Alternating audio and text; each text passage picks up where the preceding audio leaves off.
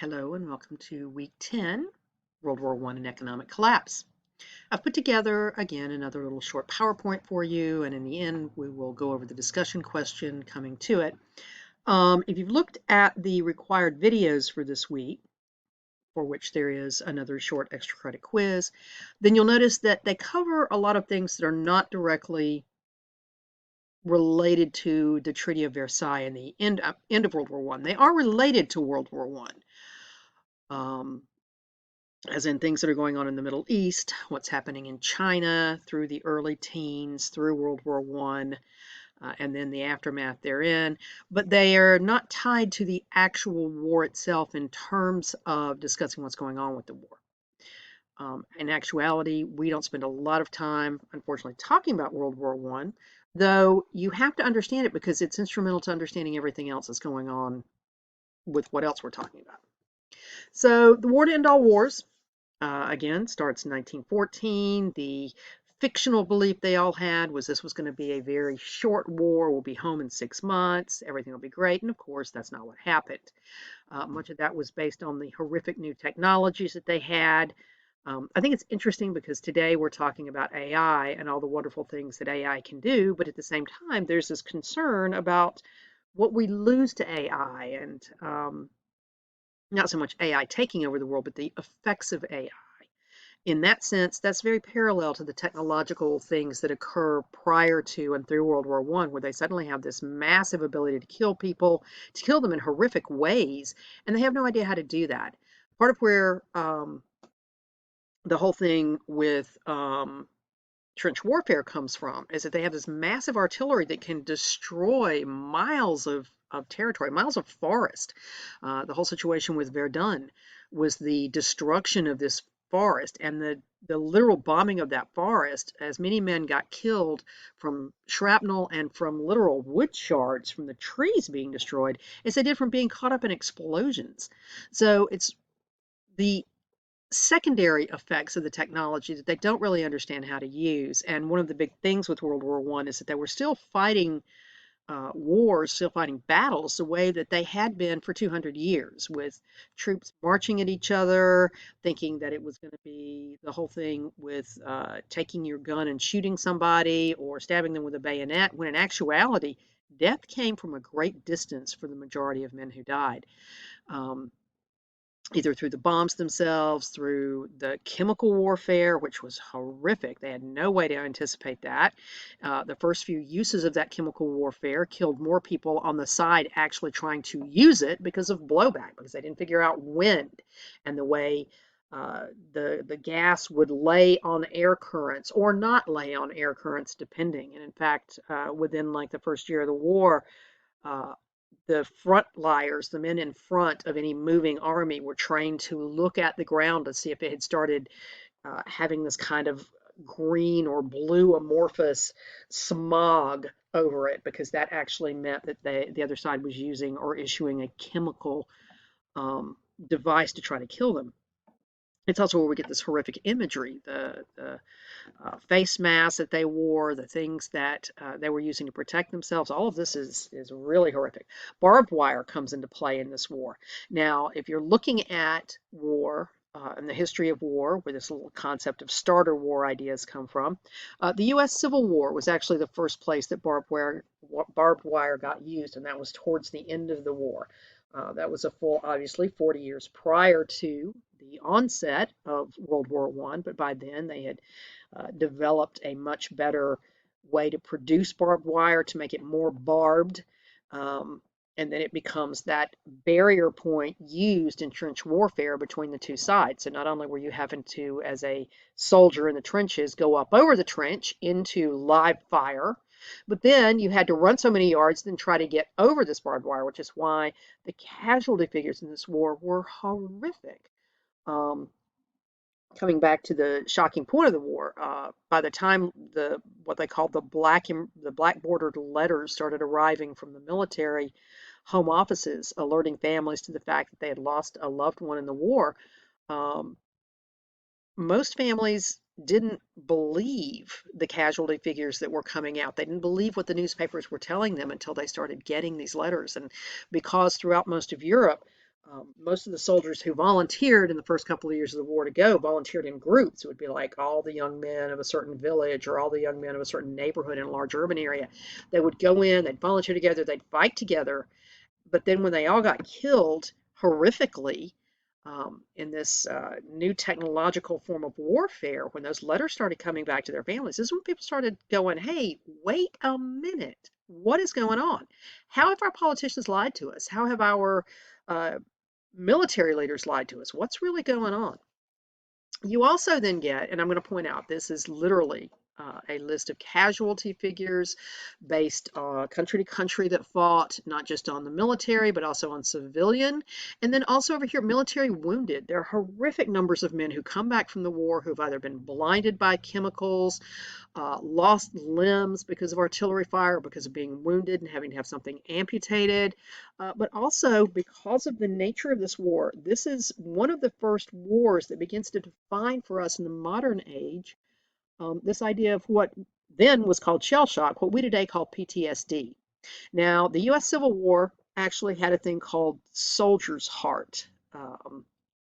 That's what they called it in the wake of the war because there were men on both sides at the end of the Civil War who didn't adapt to living in society after they came back. And the doctors at the time, many of whom were military vets themselves, began to associate it with the trauma that a lot of these men had dealt with in the war. By the time we get to World War I, there have been a number of different wars in different parts of the world up to this point. Obviously, we've talked about colonial wars, but also even European wars, with the U.S. colonial wars as well. They're beginning to get this idea that war can have an effect on the soldiers fighting it. It's not really until after World War II that PTSD as an actual condition begins to come into the fore, and then we begin to see it normalized in the US and in most Western nations after the breakdown of empires in the 40s, 50s, and 60s. Vietnam's a big one for the US. But after World War I, shell shock became a thing. It was a way that people explained why their husbands, brothers, cousins, their male relatives who came back from the war were no longer able to function in society.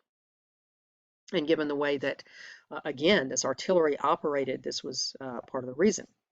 I would point out, while in U.S. history we tend to talk about World War I as being kind of a starter war or starter situation for women going into the workplace, the U.S. was in the war for a very short period of time, literally 18 months. We go in the wake of the Russian Revolution in February, the fear that the Russians are going to pull out, which they do ultimately, and the fact that the French and the British are so tired by that point in time and so exhausted, and we have loaned so much money to them that we're literally afraid that if we don't go in and help them out, if all of the German and Austro-Hungarian and Turkish troops can actually divert themselves over to the Western Front, then it's going to knock them out. They're not going to be able to deal with it.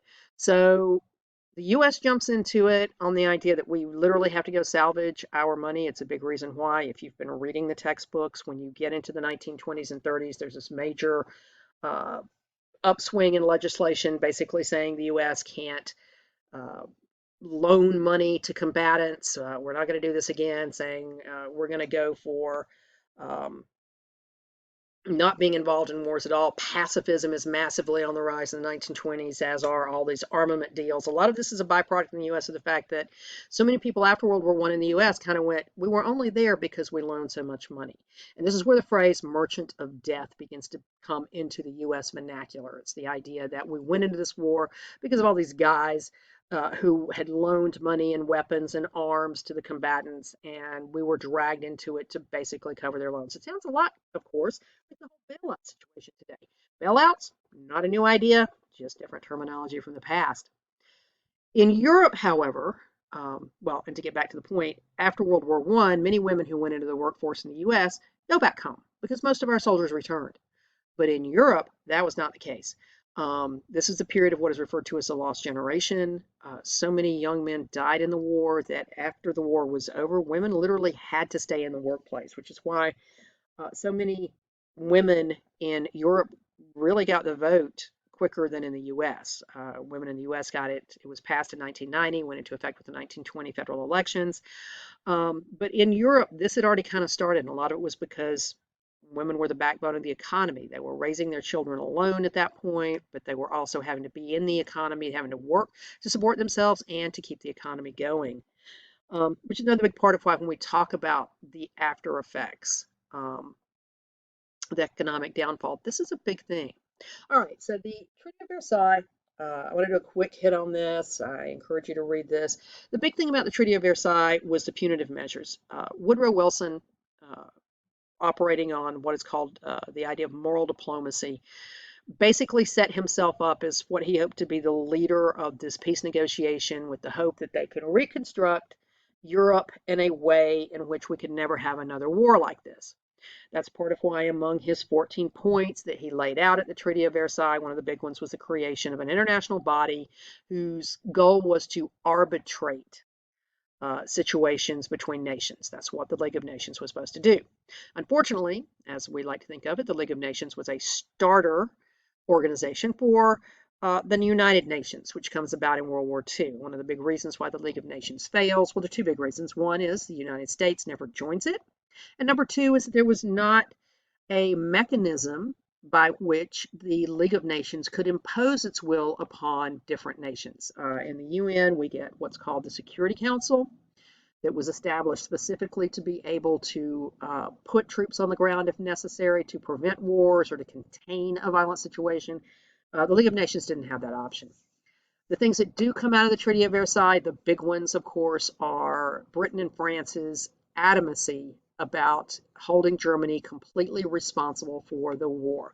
They do this by claiming that Germany gave a blank check to Austria-Hungary. As I mentioned last week, there are some historians who argue that's not the case, that the Germans actually thought if they said, sure, we'll back you up, that Austria-Hungary would back down. But obviously that's not what happened. They also didn't take well to what was called the War Guilt Clause, this idea that not only were they completely responsible for the war, but then the reparations that came with it. Germany was held accountable for like what today would be valued at 40 to 50 billion dollars worth of war debt. I think actually, I'm sorry, I think it was 51.1 billion. That they were going to be held accountable for having to pay, which was going to decimate Germany's economy. That assumed, of course, that there was a German economy. In fact, after the armistice came into play, the Allies or the Entente nations demanded an unconditional surrender from Germany, at which point they basically recreated the German government. They created a democratic government called the Weimar Republic, basically instituted all of these things on top of them, took land away from Germany to create Czechoslovakia, took more land away from Austria-Hungary to create Yugoslavia, these two new nations that come into play. These are effectively Balkan nations in the sense that, obviously, as you can see in this map, they're somewhat attached to Romania, Bulgaria. They're now going to be part of who were the Czechs, who were the Slavs, who were the Serbians. They basically kind of took these different peoples and parts and lumped them all together and said, okay, now you're all under one government. We'll help administer the government. That was part of the League of Nations was supposed to do. And even if you don't like each other, it doesn't matter. We're taking you away from being fought over by these empires. So we're going to try to limit this whole construct of imperialism in Central Europe with this. All right.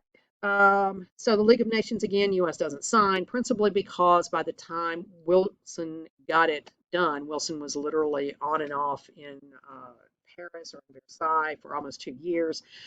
Things at home had changed. We had gone into a reactionary plan where it's like, okay, we don't want to deal with European wars anymore. We're only really concerned about ourselves. So here's the deal. We're not going to sign it. We're not going to become a member. We don't want to have to mediate any of this stuff, and we're going to start trying to limit how much we can. One of the big byproducts, though, of World War I and the breakdown, particularly of the Ottoman Empire, is the situation in the Middle East. Now, you're going to watch a required video that talks a lot about this. Obviously, you've been reading Frankopan, who talks a lot about this, so I'm going to hit this very quickly. But effectively, the big shift in World War I is the sudden realization that oil is now key. We've now had new technological changes that have given us tanks, which were not very effective in World War I because they were too heavy.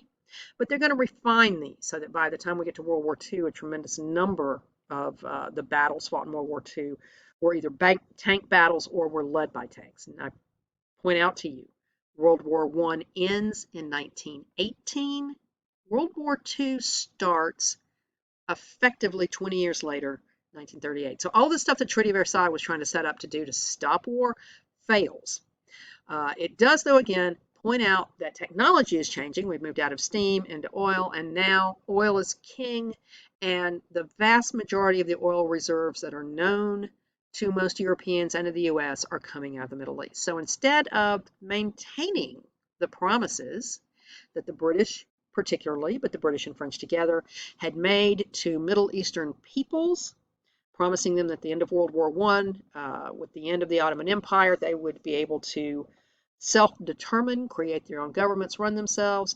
By the end of the war, Britain and France were like, yeah, no. We need the oil reserves, the resources these peoples have. So instead, we're just going to kind of decide that you need to be monitored. You need a little more help getting to the ability to vote for yourselves and govern yourselves and to handle your economy. So we're going to step in and do this. And again, Frankopan does a brilliant job with this. Please read him. I would also point out that another thing that comes out of this, and both the Sykes-Picot Agreement and the Balfour Declaration actually occur while the war is going on. In the Balfour Declaration, the British head of the Middle East or primary diplomatic official in the Home Office basically says to one of the preeminent Jewish bankers in Europe in this period, that, yeah, okay, we agree with you. Anti-Semitism's been on the rise, and notice this is well before what's going to happen in Germany in the late 1920s and throughout the 1930s. This is a byproduct also of the rise in anti-Semitism that's been going on since the 1860s and 70s. Basically says, yeah, you know, you're right. The Jewish people need to have a homeland of their own. We will open up the idea that they can begin to move into what had traditionally been their homeland, the area of what is called Palestine. Now, from this point up until literally the end of World War II and the declaration of the creation of the State of Israel, more and more Jewish peoples begin to move into this area. But for much of this period, these peoples all get along. The point of contention is not about Jewish people moving to Palestine. It is about the British giving Palestine away to at least 3 different groups of people during the course of the war itself. John Green does a really good job with this in his discussion of what is going on in Palestine. I encourage you to watch that. It's not one of the required ones. It's a video that I think comes up next week or the week after as an elective video, but it's a really good one. And it talks a lot about this. All right. So at the end of the war, reparations, all of that, the U.S. realizes there is no way Germany's going to be able to repay Britain and France, not with having been dismembered its most lucrative areas like the Ruhr Valley given to France. Everywhere that it had heavy industrial building had been given away to somebody else in hopes of limiting German industrial production, but it also meant it limited their economy. So to help rebuild Western Europe, not just Germany, but substantially Germany and everywhere else, the U.S. Comes up with what's called the Dawes Plan, which was heavy economic investment in Western Europe, with the idea being that the U.S. would loan money to particularly France and Germany, since those were the 2 that were most destroyed by the war, in hopes that they could begin to get their industrial economy growing again so they could begin to start paying us back. Now, it seems kind of weird, it's almost kind of oxymoronic, that the basic idea behind this was we're going to dump a load of money into Germany so that they can rebuild, so they can pay France and Britain, and then France and Britain can pay us. It's going to keep a debt cycle going. Basically, all it's going to do in the long run is begin to take the 2 top players, the 2 big allies, Britain and France, out of the picture earlier than Germany. But the whole idea was to get it started. This does come into effect effectively after 1922, when the Weimar Republic almost collapses because of hyperinflation. It had gotten to the point that a loaf of bread cost something like 200,000 Deutschmarks. That was their basis, their economic, their idea of money. Their what we would call the dollar. That's what they called it. And it pretty much made it so that it was impossible for the money to have anything. At the same time, a lot of people who in the middle class who had money, who had managed to get through the war with some reserves, ended up losing it during this hyperinflation because it was taking so much money to pay for just basic necessities. So the Dawes Plan comes into effect The U.S. Begins to subsidize not just Germany, but also France, Britain, etc., so that they can rebuild. Things are going along swimmingly in the 1920s. These are the roaring 20s in the U.S., where our economy has reshifted. We have converted back from wartime economy so that we're back into massive consumer spending. Everything seems to be going brilliant, except that, of course, that wartime spending, that construct of having so much money you can do and buy anything, is going to collapse, because in the US, as is cyclical, if you take US history, you'll understand this, we have a tendency to go through periods of great over enthusiasm about buying things on credit. And that's effectively what gets us into what is known by 1929 as the collapse of Wall Street and the Great Depression. All right, so two really good images here. The U.S. Great Depression starts in 1929 with the Wall Street collapse, basically caused by people borrowing money on margin. What that effectively means is they've invested in stock. They bought their first round of stock in a company. That business is going up. They're making a lot of profit on it. But instead of actually trading in their shares of that company to get more money, they take out a loan from the bank based on their potential earnings from that stock that's making money.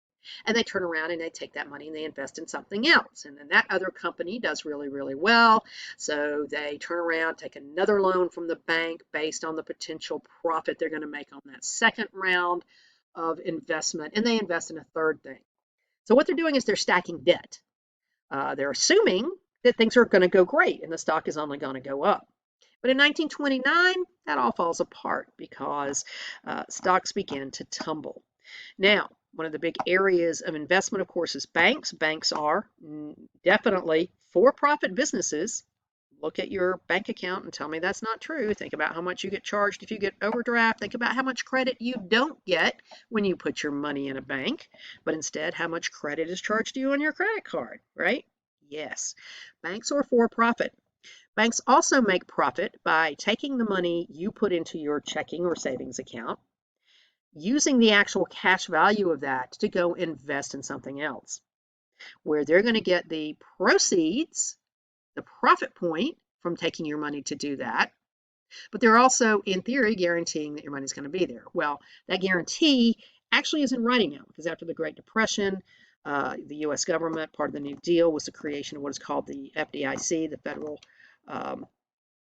Deposit Insurance Corporation, which basically guarantees that if you put your money in a bank, your money will be there up to, I think now the figure is 500,000. It might be less, but the idea is that yeah, the government covers you, so that if you put your money in a bank and that bank for some reason or other goes under, then you're going to get that money back.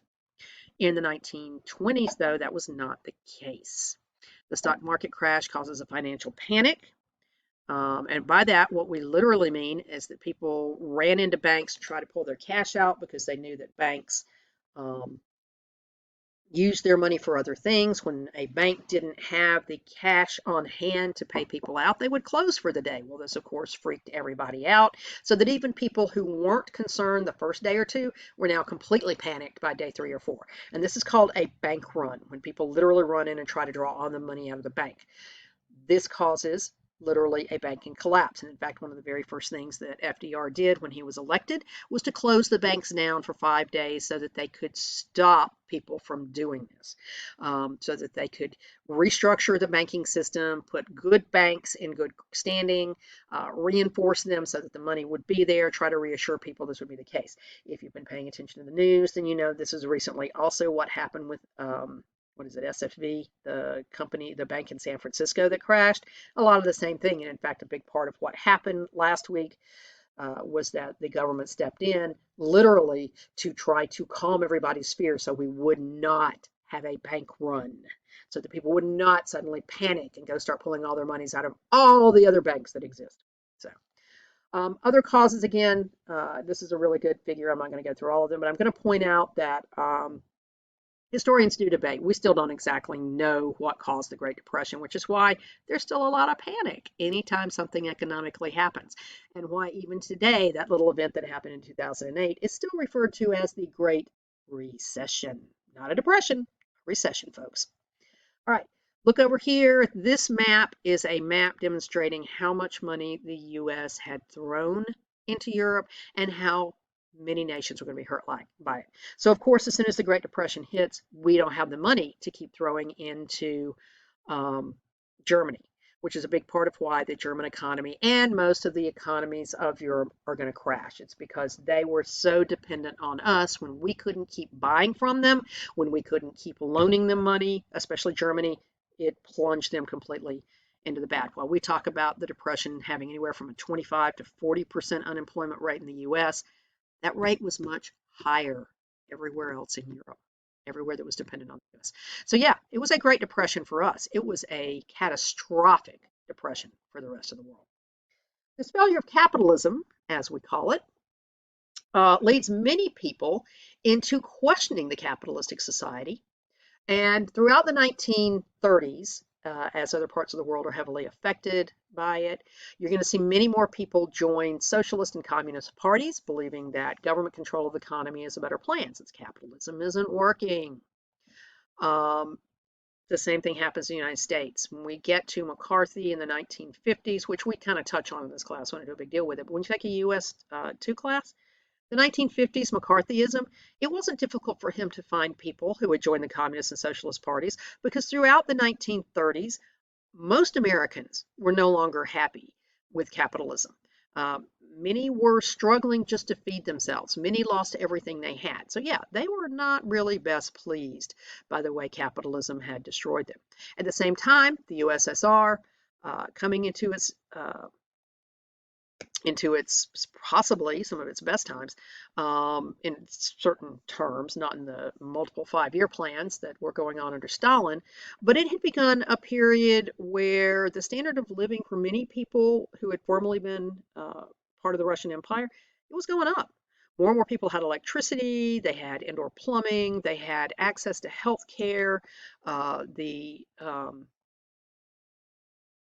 childbirth rate begins to increase, infant death begins to decline. Lots of things that had been really bad for people, particularly people living in the rural areas of Russia, the Russian Empire, were beginning to get a lot better. Life expectancy was increasing. More people had access to actual health care, to medicine. More industrialization was leading to more food production, even though when we talk about Stalin, as we will next week, that's still kind of iffy and problematic. But overall, for many people throughout the rest of the world, the USSR was beginning to look like a success. So interest in the Communist Party rose. In 1932 in the US, Franklin Delano Roosevelt's elected, and he brought with him into the White House a plan. Call it the New Deal. It's still the basis today of what most presidents look to when they're trying to define what their actual plan is going to be when they go into office. Roosevelt called it the New Deal, and he brought with him an English economist, John Maynard Keynes, who argued that the only way to get out of this was through massive government spending. Now, to be fair to Keynes, or actually to be fair, oddly enough, to Mussolini and Hitler, those guys had already been doing it. So Keynes wasn't coming to this as a completely new idea. He was watching what was happening in Italy and Germany. He was looking at economic constructs. And basically, his argument was that the federal government in most nations had more money than anybody else.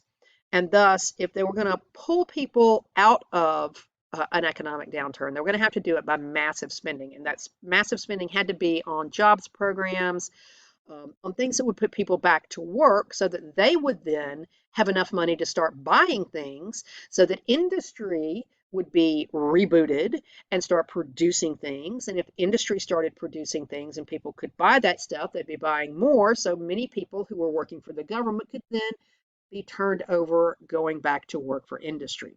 So that eventually it would cycle its way out. Once the cycle was back up, people could begin to repay the debt that the government had assumed with this massive government spending.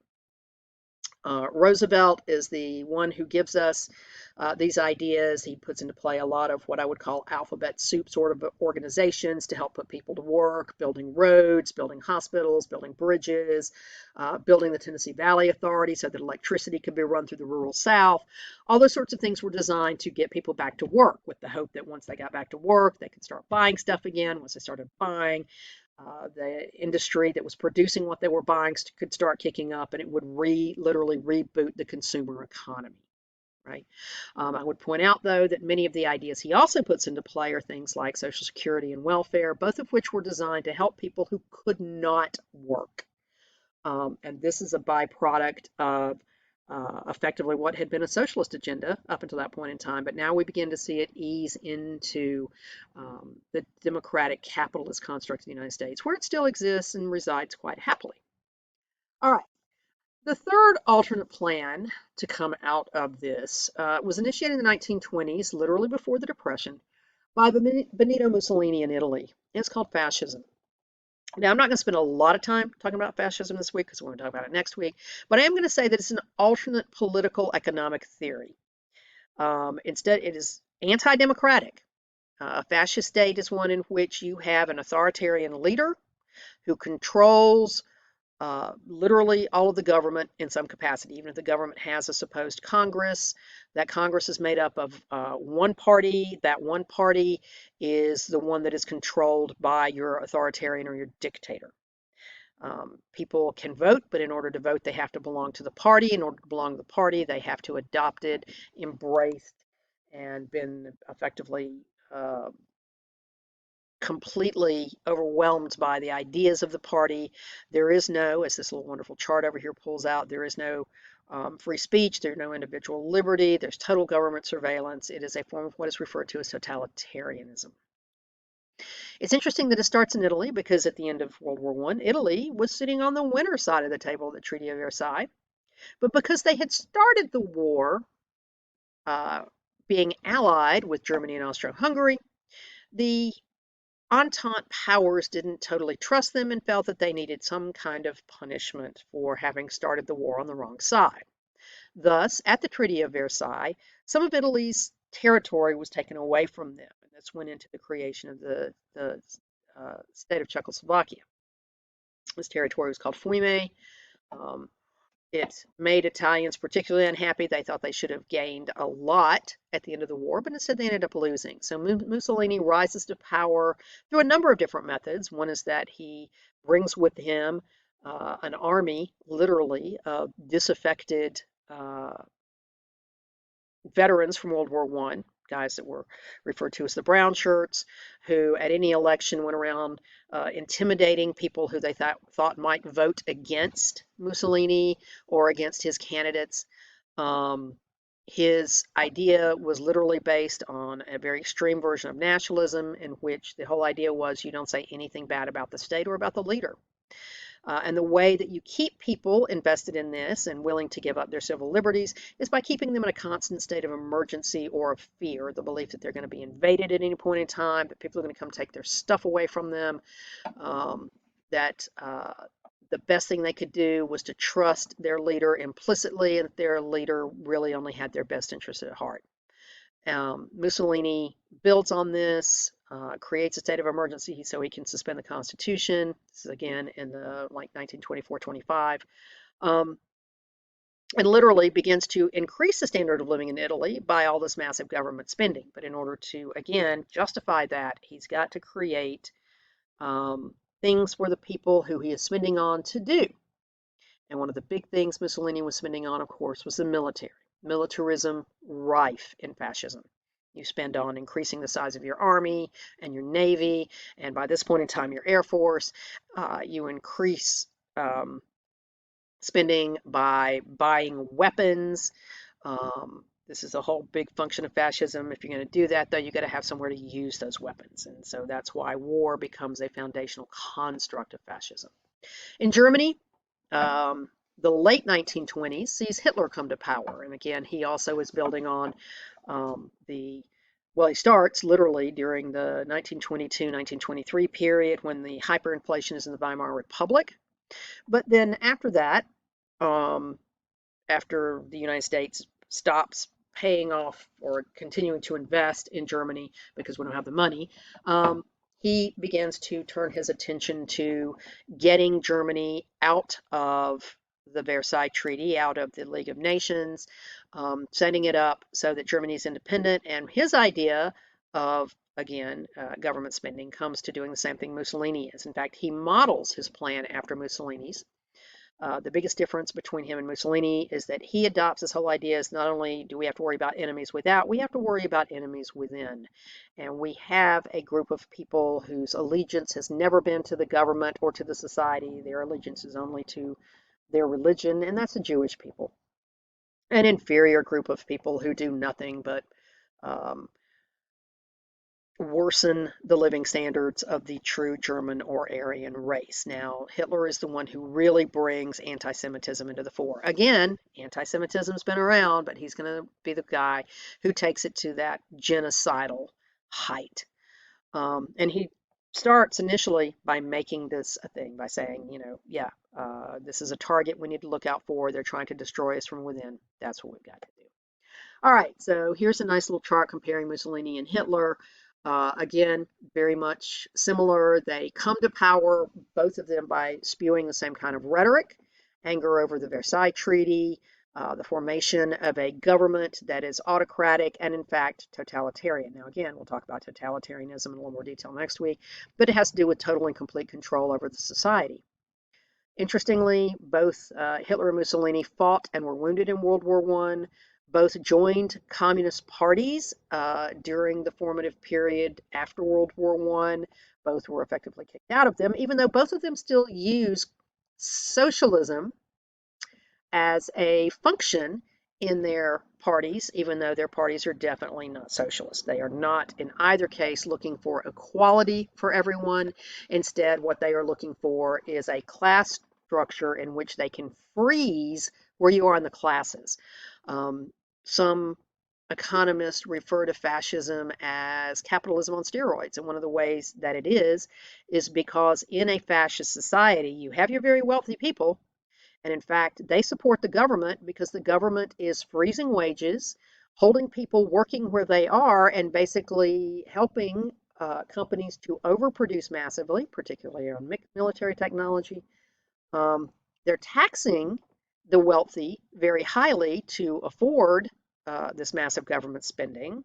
But at the same time, they're promising these great leaders, these great capitalist people, maximal profits by making sure that their highest expenditure, which is wages, is kept low. At the same time, they promise the people what they need. They promise that they will have food that they can afford, that they will have housing they can afford, and that this situation where they can't increase their standard of living is temporary, only during the period of the emergency. Yes, the emergency.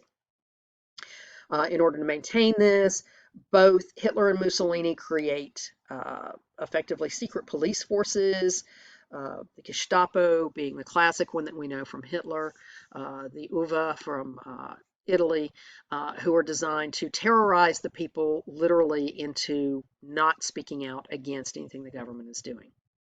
The other third thing I would point out, both of them were democratically elected. One would argue that they both used intimidation to get people either not to vote, or if they were voting, to vote only for them, which is how they come to power. But almost immediately within taking power, they suspend their constitutions to end democracy in their countries, both of them stating that it is a temporary situation for the term of the emergency, but that emergency is normally something that they've both fabricated. To be fair, again, to them, fascism is actually quite popular throughout Western nations. There is, as you can see by this particular poster, a U.S. fascist party that existed in the 1930s. Britain had a very strong fascist party that had people sitting in Parliament during the 1930s. A big part of this was because while everybody else's economy is tanking due to the problems of the Great Depression, Italy and Germany seemed to be moving right on. Hitler was Times Man of the Year in 1938, basically because Germany's economy seemed to be going through the roof. Now, again, a lot of this is because he was massively spending on militarism, but the rest of Europe And the United States wasn't looking at that. They were looking at the fact that they didn't seem to have that many starving people, right? All right, this is our endpoint. This is a chart basically comparing communism, capitalism, and fascism. I encourage you to be somewhat familiar with it. And notice where they intersect. This particular one, in all three of them, wartime relocation camps, slave labor, and a strong military. In the US, under capitalism, these would be the Japanese. Your other parts of Europe also had similar things going on. So read through this. This is actually supposed to be a discussion of fascism, but you'll notice that all three have strong overlapping points. Now, with that in mind, this presentation's run a little longer than I intended. Let us go to your discussion for this week, looking at World War I and the revolutions and political upheaval that followed it into the 1930s. What is the relationship between war and economics? So you're going to need to go into your textbook and really look at all the chaos going on in Europe and the rest of the world during this period. How did World War I lead to the collapse of capitalistic economies in the world? That's directly tied again into that whole Great Depression in the 1920s, what's going on. How and why did it affect the popularity of alternate theories of economics, such as socialism, communism, and Marxism? Again, part of what I just told you, but also examples you can bring out of your textbook, out of your required sources for the week. How and why did it lead to the decline of empires? And this is a really good one because it really is, again, particularly with things like the promises made to places in the Middle East that were then circumvented by the mandate situation. You're going to see other parts of that. In fact, last week we already talked about what was going on in India and in parts of the world where um, people from the colonies were brought in to fight. When they return home, they begin to see, or they take with them the idea that, really, we're no better than the Europeans. Why do we let them lord this over us, right? So this is going to be kind of part of that, but also a lot of what's going on in your textbook with the beginnings of the breakup of empires. Were these changes ultimately good or bad, and why? And that is your opinion. I leave it to you. Just be sure you support it. Now, again, your required readings for this week. Here are your 4 textbooks through here. But also Frankopan, 18 and 19, which again is going to parallel a lot of this. Also, though, the Sykes-Picot Agreement, Crash Course, what's happening in China, and then post-World War I recovery, which also does a really good job talking about this. There is yet another extra credit little quiz, this one worth up to 20 points, that is available to you until Monday. So I encourage you to take that. Those points, again, going towards your midterm. If you have questions about any of this, let me know. I'm sorry this has gone on so long. I didn't plan for it to, but there you go. There's my short synopsis of World War I into the 1920s and through the 1930s.